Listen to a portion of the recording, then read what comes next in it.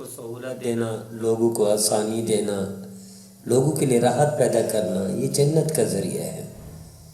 اور ہم جس معاشرے میں رہ رہے ہیں اس میں شدت بڑھتی جا رہی ہے، سختی بڑھتی جا رہی ہے، کرخت لہجے ہو رہے ہیں، اور اسی طرح ظلمت بڑھتی جا رہی ہے، اندھیرے چھا رہے ہیں۔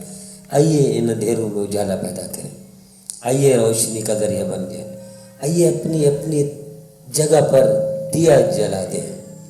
روشنی چاہے وہ تھوڑی ہو، اندھیرے کو بھگا دینے کے لیے کافی ہے۔ تو اس سختی اور ظلمت میں، اس لوگوں کے رویے میں ہم بارش کا پہلا قطرہ بن کر آسانیاں پیدا کریں۔ حضرت حذیفہ رضی اللہ تعالیٰ عنہ ارشاد فرماتے ہیں، دیکھیں کس کو بخشش نہیں چاہیے، کس کو کامیابی نہیں چاہیے، کس کو آسانی نہیں چاہیے؟ کون قبر کے عذاب سے بچنا چاہتا ہے؟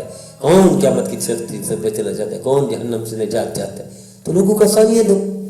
اگر آپ کو یہ سب کچھ ساری سہولیات آسانیاں راحتیں چاہیے تو لوگوں کو آسانیاں دیں۔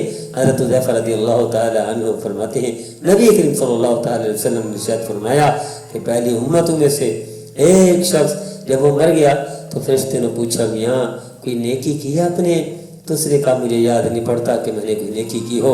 تو فرشتے نے کہا پھر بھی یاد کرو کہ نیکی، تو یاد دلانے پر اسے یاد ہے، یہاں اور تو کوئی نیکی نہیں میرے جھولی میں خالی جھولی آیا ہوں، خالی اعمال آئے ہوں، لیکن ایک نیکی تھی، میں مالدار تھا، لوگوں کو قرضے دیتا تھا، سامان دیتا تھا۔ جب میرے کرندے وہ قرضہ واپس لینے کے لیے یا پیسے واپس لینے کے لیے جاتے تھے تو لوگ ٹالتے، تو میں نے اپنے ان کو کرندوں کو، اپنے ملازموں کو کہا ہوا تھا کہ آسانیاں دینا، راحت دینا، مہلت دینا، لوگوں کو تنگ نہ کرنا، تکلیف نہ دینا، ذلیل نہ کرنا۔ تو میں نے یہ کہا ہوا تھا، میرے ملازم میرے کہنے پر لوگوں کو ڈیل دیتے تھے، مہلت دیتے تھے، آسانیاں پیدا کرتے تھے، سختی نہیں کرتے تھے، پرسنو نہیں تھے، کرخت لہجے سے بات، سختی سے بات نہیں کرتے تھے۔ تو اللہ نے فرمایا میرے فرشتوں، جب یہ بندہ میرے بندوں کے لیے آسانیاں پیدا کرتا تھا، مہلت دیتا تھا، تو میں بھی اس کو مہلت دیتا ہوں، آسانی دیتا ہوں۔ میں نے اس کی زندگی بھر کے گناہ معاف کر دیے اپنے بندوں کی آسانی کے لیے۔ میرے عزیزو، کہ جب ایک پہلی امتوں میں سے لوگوں کو سہولت، مہلت اور آسانی دینے پر بخشش کا ذریعہ بن سکتا ہے تو ہم تو سردار امت میں سے ہیں، ہم تو نبی کریم صلی اللہ علیہ وسلم کی امت میں سے ہیں۔ آئیے ہم نبی کریم صلی اللہ علیہ وسلم کی امت کے لیے راحت کا ذریعہ بنے، آسانی کا ذریعہ بنے، ہم مہلت دیں۔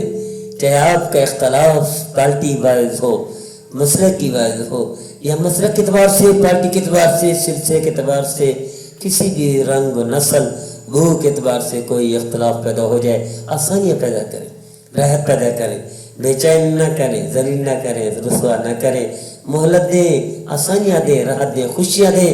اللہ آپ کو بھی خوشیاں دے گا۔ اللہ ہمیں اس حدیث پر بھی عمل کرنے کی توفیق عطا فرمائے۔